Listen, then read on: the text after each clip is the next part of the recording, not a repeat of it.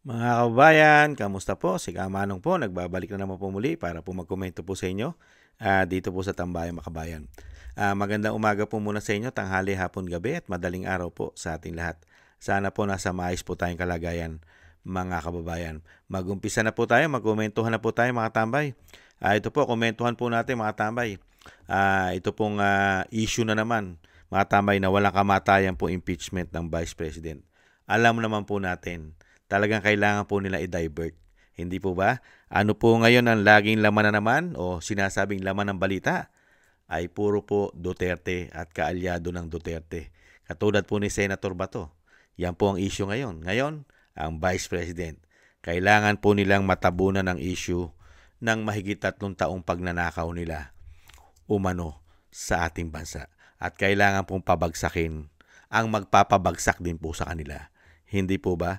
Ito po mga tambay, unahin po natin yung sagot ng Vice President at isunod po natin yung plano po ng Makabayan Black sa pangunguna po ng napakahilig daw po sa saba, sa saging na saba. Ito po, pakinggan po natin. Okay, balik tayo sa programang Kabayan. Ipasok lang natin itong report. Vice President Sara Duterte hindi na ikinagulat ang nakaambang panibagong impeachment complaint laban sa kanya. Yan ang report ni Zeus Ligaspi. Zeus.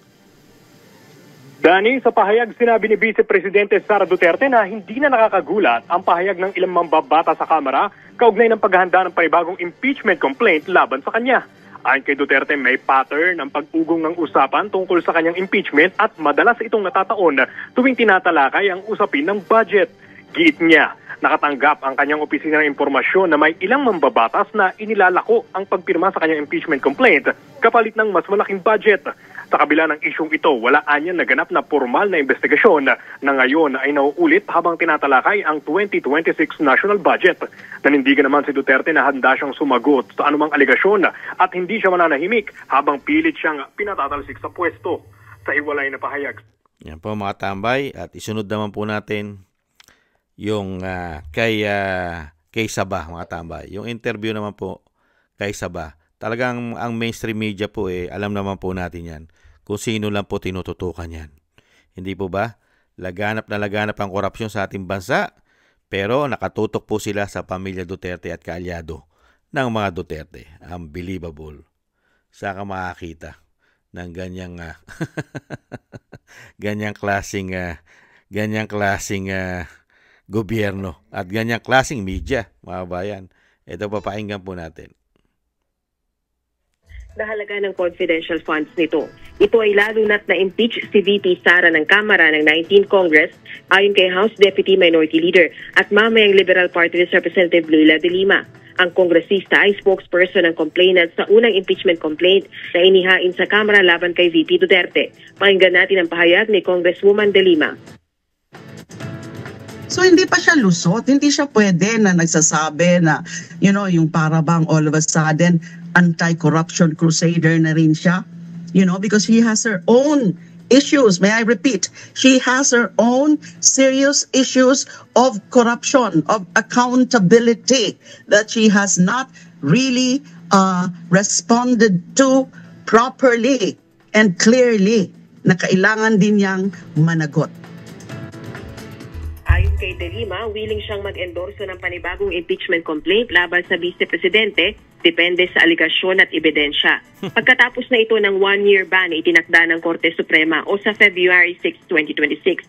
Nagbigay... Mga tambay, meron naman po silang lulutuin bago ebidensya na naman. Kailangan po may ebidensya kasi Ano naman kaya ang lulutuin nilang bago ebidensya? At yung sinasabing hindi raw po lusot. Sino po ba talaga ang hindi pa lusot sa anomalya? Sa anomalya po, lalo-lalo po sa pulburon. At may anomalya pa sa saging na saba. Umano. Sino po ba? Sino po ba ang napakatindi ng ginawa pong kahayupan, kawalanghyan at kademonyohan sa ating bansa? Umano. Si BP Sara po ba o yung mahilig po sa saging na saba na nagluluto pa yata ng pulburon sa Muntinlupa? Hindi kaya? Panahon po kasi ngayon nila Nakita naman po natin ang gobyerno natin ngayon. Sino-sino po ngayon ang mga kasama at kaalyado. Yung halos nagbigay po ng salot. yung mga salot po ng lipunan, pahirap sa bansa natin, sila po ngayon ang magkakasama at yun po yata ang kaalyado ng gobyerno ng binagoong Pilipinas. Majority magnanakaw umano. Mga makakaliwa umano. Hindi po ba? Mga korap. Mga oligarkiya na ganid. Hindi kaya? Ganyan po nakikita natin ngayon eh.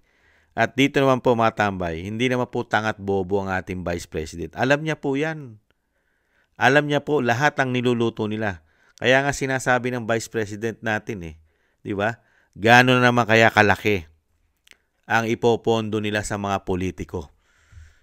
Mga politiko na pipirma na naman sa bagong impeachment, nalulutuin na naman nila. Pera na naman po ng taong bayan ang makukuha na naman po. At tuwan-tuwa na naman po ang mga salot at magnanakaw na politiko. Lalong-lalo po dyan sa House of Representatives. Dahil may niluluto na naman impeachment. Pag may nilulutong impeachment, maraming pera ang involved. Ikaw ba naman? Pipirma ka doon sa nilulutong impeachment ng makakaliwa? Ng makabayang black umano? Kung wala pong magbibigay ng malaking pera sa opisina mo? Hindi kaya? Hindi naman po tangat bobo mga Pilipino. Pumutok na nga. Yung unang impeachment, gaano kalaki ang napupunta sa opisina ng pumipirma? Hindi raw bababa sa 150 million. Isang opisina na pumirma. 200 plus ang pumirma. Saan napunta yung pera na yon? Ano pinagamitan nun? Meron po bang mga resibo yon? O nahandun lahat yon sa mga vault nila umano? Nakakatindi po. Nakakatindi ng galit. Hindi po ba? Pera ng taong bayan, ginagamit po sa kasamaan at pang sariling interest lang ng mga demonyo po. Mga sakim, ganid sa pera at kapangyarihan. Kaya po ang ating bansa ay pilit po nilang dinadala sa pusali, sa kumunoy ng mga hayop na ito umano. Dahil pagka hayop at demonyo ang nakaupo umano, ay ganun din po sa baba. Nagiging hayop at mga demonyo rin po ang panunungkulan nila umano. Kung gahaman sa kapangyarihan at sa pera nakaupo, doon sa taas, gahaman din po at sakim sa pera at kapangyarihan ang nasa baba. Hindi po ba? At hindi po nila nanaisin na makaupo ang Vice President. Dahil nakita naman po natin, magmula sa taas hanggang sa baba, sangkot sa maanumalyang korupsyon. Di po ba? Sino lang po ang makapagpapabago sa ating bansa? Noong mga panahon ng ating bansa ay laganap na laganap sa narco-politics, sa pulburon. Sino po ba umayos at korupsyon? Di po ba isang Duterte? Ngayon po mas malala. Grabe po ngayon. Grabe po ang lala ng korupsyon ngayon. History po ito. Sino po makapag-aayos ng ganitong kalalang problema natin? Issue ng korupsyon. Sila? Sila na sa buwatan? O isang Duterte na naman? Hindi po ba Duterte? Kaya nga pinababagsak nila. Real talk. Hindi po ba? Kaya dito, gagawin at gagawin po yan dahil ito pong si saging nasaba umano. Pagka po naging Pangulo ang si Vice President, balik po sa kulungan yan umano. Babalik po yan. Dahil matindi po ang kaso niyan. At hindi pa po ligtas yan. Yung sinasabi niya hindi ligtas, accountability, siya po, sa sarili niya po yun. Hindi po kay Vice President Sara Duterte yun. Sa sarili niya. Natatakot siya para sa sarili niya na maupong presidente si VP Sara. Real talk. Hindi po ang Vice President ang natatakot sa korupsyon dahil wala po siya nun. Sila po ang gigil na gigil at takot na takot sa Duterte. Lalong-lalo po ang pamahalaan ngayon. Hindi po ba? Kaya nga kampi-kampi. At isa pa, saan ka nakakita na lumalaban sa korupsyon itong si saging nasaba umano? Kay laki-laki ng korupsyon ngayon. Grabe. Trilyon. Daan-daang bilyon. Wala kang inaasikaso at inaatupag maliban sa Vice President. at sa mga Duterte? Hindi ba hindot ito? Hindi po ba kademonyohan na po ang nasa isip nito umano? Di po ba? One-sided. Talagang alam na alam mo yung layunin po nila at interes. Interes. Hindi po ba? Hindi po sila naglilingkod sa taong bayan. Itong mga hayop na ito. Itong mga salot na ito umano. Hindi. Naglilingkod lang po ito pang sariling interes nila. Mga kababayan, kawawa po tayo. Binubuhusan natin ang pera. Perang pinagpawisan natin, biwis natin.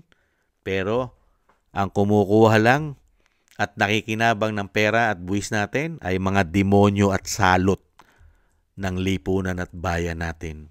Nakakahiya. Mga kabayan, nakakahiya po ang ating bansa. Hindi po talaga uusad ito. Pagka ganitong klase, mahigit 3 taon, dinala lang po tayo sa ganitong issue. Issue ng politika at korupsyon. Meron pa po bang ibang pinag-usapan na maganda ang ating gobyerno, maganda ang pasok ng ekonomiya, pasok ng pasok ang mga banyaga, nagtitiwala sa gobyerno. Napakaganda, napakarami ng trabaho na ibinibigay ng mga nag-i-invest o ng mga investor sa ating bansa. Ganun po ba ang balita? Bumababa na ang mga bilihin. Bumababa na ang presyo ng ating mga bayarin. Hindi po ba? Nakakakain na ng 3 beses ang mga Pilipino. Maayos ang takbo ng ekonomiya. Ganun po ba? Hindi eh. Araw-araw balita, korupsyon, pagnanakaw nila, pamumulitika nila. Pero sa kabila nun, nagpopondo po ang bansa ng trilyon-trilyon para lang po sila'y magnakaw at mamulitika ng mamulitika. Yan po ang nagiging priority nila. Hindi po para ibangon at iangat ang ating bansa. Hindi ba? Korupsyon at politika ang priority po nila. Nakakahiya. At gamit na gamit pa po ang mga salot na mahigit 50 taon na sa ating bansa. Salot. Sila po ngayon namamayagpag at katulong pa nila ang mainstream media umano. Bakit kaya? Mga kabayan, how much? Ganyan po katindi. Ganyan po pala pagka bumalik. Pagka po pala bumalik ang isang lahi ng Marcos, ganyan po pala ang nangyayari sa bansa. Yung hindi po natin dinanas dahil tayo mga bata pa, katulad ni Kamanong, bata pa, hindi naman po masyadong bata. Noong mga panahon po na yun si Kamanong po ay elementary na, mga bayan. Pero ganito po pala. Nung nagkaisip at tumanda na tayo, ganito po pala maglingkod ang Marcos, mga tambay. Ibang klase. Ibang klase po pala priority nila. Ibang klase. Maraming salamat po mga tambay at expected na po natin yan na talagang gagawin po nila yan para po sa pangsariling interes. At syempre po, kapangyarihan at pera. Hindi po ba? Ingat-ingat po kayo, Vice President Sara Duterte, dahil po nanganganib po unang-una ang inyong buhay sa mga taong halos lahat po sila'y nagbabanta na kayo'y pabagsakin. Hindi po ba? Ingat-ingat po. At sinabi rin po yan ni Saldico na mag-ingat din po kayo ayon po kay Maharlika. Ingat-ingat po kayo dahil kayo po ang pinupuruhan po talaga. Dahil kayo na lang VP, Vice President Sara Duterte, ang talagang napakatinding magpapabagsak muli sa kanila. Hindi po ba? Kaya po pupuruhan po kayo niyan. Ingat-ingat po, doble ingat. At kami naman po ay patuloy na nagdarasal sa inyo pong pag-iingat, sa inyo pong kayo po'y maingatan. Thank you po. Maraming salamat din po sa gusto po ng ating Tambayang Makabayan sa YouTube at TikTok. At ganun din po sa mga subscribers po natin. Thank you po. Sa mga nagbibigay po ng biyaya, maraming salamat po. Sa mga nagko-comment, like, share, and subscribe. Thank you rin po. Mabuhay po kayo. Shoutout po sa inyo lahat. At yung panalangin po natin mga tambay na tayo pong lahat, kasama po ang pamilya Duterte, tayo po lahat ay maingatan sa kapahamakan. At madugtungan pa po ang buhay at kalakasan ng ating dating Pangulo. At makabalik na po siya sa lalong mabilis sa ating bansa. Thank you po mga tambay. At patuloy po tayong magdasal, doble ingat para po maingatan ng husto ang ating Vice President Sara Duterte. Ingat po tayo. Paalam po muna. Bye-bye.